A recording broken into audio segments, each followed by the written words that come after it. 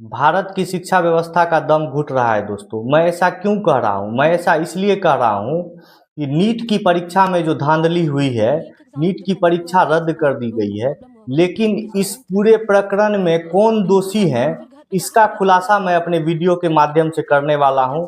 तो मेरे वीडियो में बने रहिए। मैं आपको बताता हूँ कि इसमें कौन कौन दोषी है और कितने आदमी का गिरफ्तारी हुआ है इस मामले में। तो सबसे पहले नमस्कार, प्रणाम, जय श्री राम दोस्तों। मैं अमन सागर स्वागत करता हूं एक और नई वीडियो। नीट की परीक्षा में पेपर लीक होने के कारण बहुत सारे छात्रों ने मानसिक दबाव में आकर आत्महत्या कर लिया।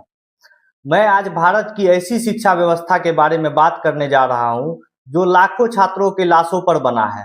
नीट के छात्र 2 साल पूर्व से ही तैयारी शुरू कर देते हैं और 2 साल की तैयारी करने के बाद जब परीक्षा में बैठते हैं तो पता चलता है कि पेपर लीक हो गया। उस ड्यूरेशन में जब पता चलता है कि परीक्षा रद्द हो गई है तो उस दौरान छात्रों के पढ़ाई का फ्लो टूट जाता है। बहुत सारे छात्र डिमोटिवेट हो जाते हैं। इस देश में गरीब के हाथ कुछ नहीं आता है दोस्तों। हो सकता है माँ ने गहने बेचे हों बच्चे को पढ़ाने के लिए, हो सकता है कि पिता ने कपड़े नहीं खरीदे, घर नहीं बनाए बच्चे का भविष्य संवारने के लिए। पूरा परिवार संघर्ष कर रहा होता है बच्चे को डॉक्टर बनाने के लिए।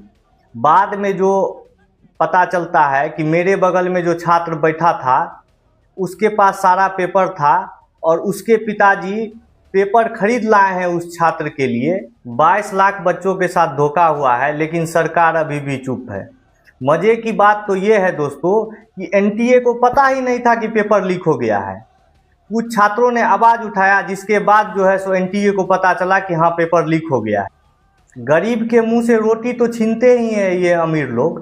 आप पैसे के बल पे गरीब को शिक्षा से भी वंचित कर रहे हैं। नीट पेपर लीक धांधली मामले में सीबीआई के जांच का दायरा बढ़ते जा रहा है। इस पूरे प्रकरण में लगभग 45 आरोपी चिन्हित किए गए हैं।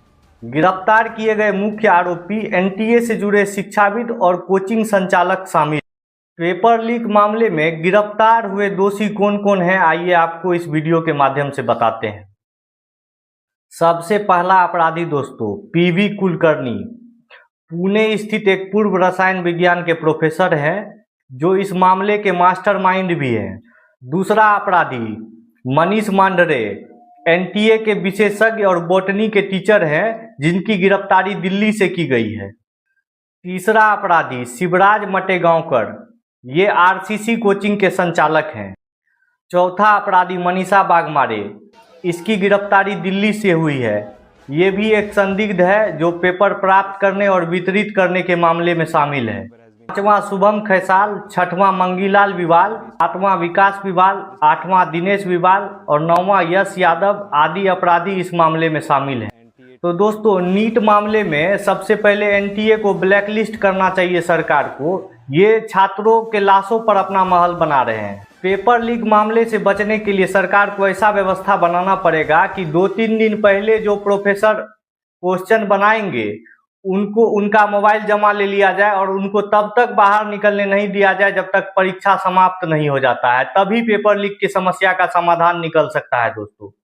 तो दोस्तों ऐसे ही नई नई जानकारियों के साथ आप लोगों के बीच आता रहूँगा, इसीलिए हमारे चैनल को फॉलो और सब्सक्राइब कर लें और वीडियो को अधिक से अधिक शेयर करें और कमेंट में अपनी राय भी दें। तो दूसरे दिन मिलते हैं दोस्तों फिर एक नई जानकारी के साथ। धन्यवाद। वंदे मातरम।